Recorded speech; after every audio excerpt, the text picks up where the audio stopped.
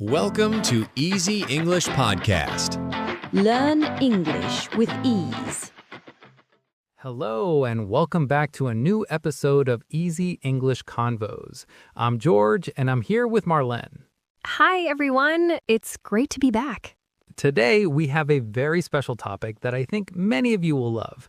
We're going to talk about pets, the small, furry animals that live in our homes and in our hearts. Oh, I love this topic. I am so excited to talk about our furry friends today. Me too. I think pets bring so much joy to our lives. So, Marlen, I know you're a pet owner. Why don't you start? Tell us about your pets. I would love to. I have two cats. Their names are Leo and Luna. Leo and Luna. Those are beautiful names. Are they brother and sister? Yes, they are. And they have completely different personalities. Leo is the brave one. He's very curious and adventurous. He loves to explore every corner of the house. Okay, the explorer. Exactly. But Luna, she is very shy and calm. She loves to cuddle and sleep on my lap while I'm reading a book. She's my little shadow. Aw, that's so sweet. It's funny how two siblings can be so different. What about me? Well, I have one dog. His name is Max. Max. I love that name for a dog. What kind of dog is he? He's a golden retriever, and he has a heart of gold, just like his fur.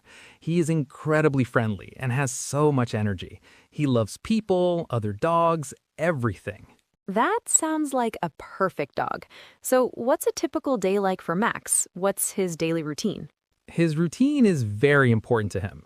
He wakes me up every morning at 6 a.m. sharp, not by barking, but by putting his wet nose on my face. Haha, a very effective alarm clock. It is. So we go for a long walk in the park. He loves to chase his ball.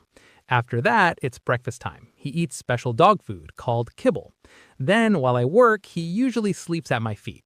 That sounds so lovely. A dog's schedule seems very structured. It's quite different from my cat's. Oh, really? How so? Well, cats are masters of sleeping. They can sleep for 16 hours a day. Wow, 16 hours. Yes, so their routine is mostly sleep, eat, play for 10 minutes, then go back to sleep. But sometimes they get a sudden burst of energy at 3 in the morning and run around the house like crazy. Yes, the classic 3 a.m. cat zoomies. What about feeding them? Is it difficult with two cats? Do they share food nicely?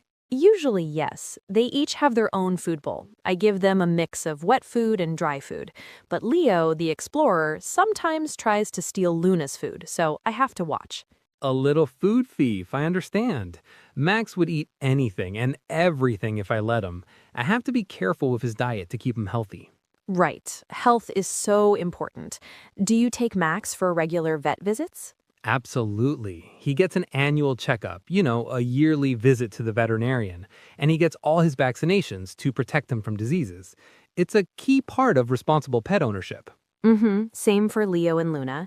And what about grooming? Max has beautiful long fur. How do you take care of it? Oh, the grooming. That is a big job. Golden retrievers shed a lot of hair, so I have to brush them every single day to remove the loose fur. If I don't, my house becomes covered in it. I can imagine. I have to brush my cats too, especially Luna, because she has long hair. It helps prevent hairballs.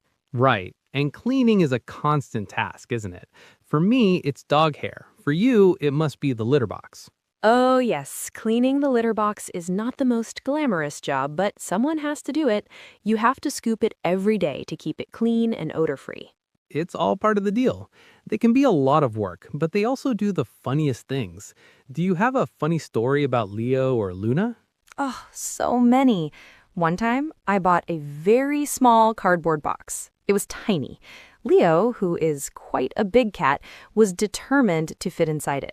Oh no. How did that go? He tried for 10 minutes, twisting and turning his body. Finally, he managed to squeeze just his back legs in with the rest of his body sticking out. He looked so proud of himself. I have a photo. It's hilarious. That's a classic cat move. If I fits, I sits. That's so funny. What about you? Does Max do funny things? All the time. Last week, I was on a video call for work. Max was sleeping on the floor. Suddenly, he started dreaming. He was whining and his legs were kicking like he was running in his sleep. Oh, a running dream. Yes, he was so loud that everyone on my video call heard him. They all started laughing and asked me to show them my running dog. It was a little embarrassing, but also very funny. That's hilarious. But it's not always fun and games, right? Sometimes they can be a real handful. Oh, definitely. I remember one time when Max was a puppy, I left him alone for just 1 hour. When I came back, he had chewed the leg of my favorite wooden chair. Oh no! Bad dog. I was so upset, but then I looked at his face and he looked so guilty and sad. I couldn't stay mad at him. It taught me an important lesson about puppy-proofing my home. Puppies need lots of chew toys. That's true. Training is so important. With cats, the problem is often scratching. They love to scratch furniture to sharpen their claws. We had to buy several scratching posts and put them all over the house to save our sofa. That's a smart solution. I think the most difficult moments are when they get sick. I agree completely. We had a very scary moment once when Leo ate something he shouldn't have. He got very sick and we had to rush him to the emergency vet. Oh, Marlen, that must have been so stressful. Is he okay now? Yes, he is fine now, thank goodness. The vet took great care of him, but it was so worrying. It's the worst feeling when they're not well because they can't tell you what's wrong. Exactly. You feel so helpless. That experience must have taught you a lot. It really did. It taught me to pay very close attention to their behavior and to be extremely careful about what they can reach. It's a huge responsibility. It is. I think having Max has taught me to be more patient and more responsible for sure. You're caring for another living being. It also forces you to be more active. Right, with all the walks. Yes, and it's taught me to enjoy the simple things in life, like a quiet walk in the park or just throwing a ball. It's a kind of meditation. That's so true. They really do teach us so much. For me, my cats are like family. They provide so much comfort, especially on a tough day. Just petting Luna and hearing her purr makes everything feel better. I feel the exact same way about Max. The unconditional love they give is just incredible. No matter what happens in my day, coming home to his happy wagging tail is the best part of it. Definitely. The companionship is priceless. They don't judge you, they just love you. It really is. You know, we touched on training earlier with the puppy phase, but it's so much more than just preventing chewing. With Max, we worked a lot on basic commands like sit, stay, and especially come. It's not just about tricks, it's about safety. If he ever gets loose, a reliable come command can be a lifesaver. Oh, all the time I chat with him about my day. It's comforting. He seems to listen, tilting his head. It makes me think about how we communicate with them. With Max, training was key. Teaching him commands like sit, stay, and come wasn't just for fun. It's crucial for his safety, especially when we're near a busy road. Exactly. With Max, training has been crucial. We've worked on commands like sit, stay, and come. It's not about tricks, it's about safety. If we're near a busy road, the come command is probably the most important thing he knows. That makes perfect sense. With cats, training is a bit different. It's less about commands and more about understanding their natural instincts. For example, you can't force a cat to not scratch, but you can teach them where to scratch. That's why we have scratching posts in every room. We use positive reinforcement, rewarding them with a treat when they use the post instead of the sofa. That makes sense. It's less about commands and more about working with their nature. That brings up another interesting point, communication. How do you know what Leo and Luna want? It's not like they can tell you. Speaking of companionship, do you ever feel like you have full conversations with Leo and Luna?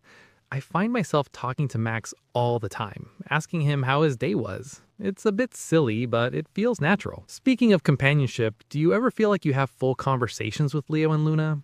I find myself talking to Max all the time, asking him how his day was.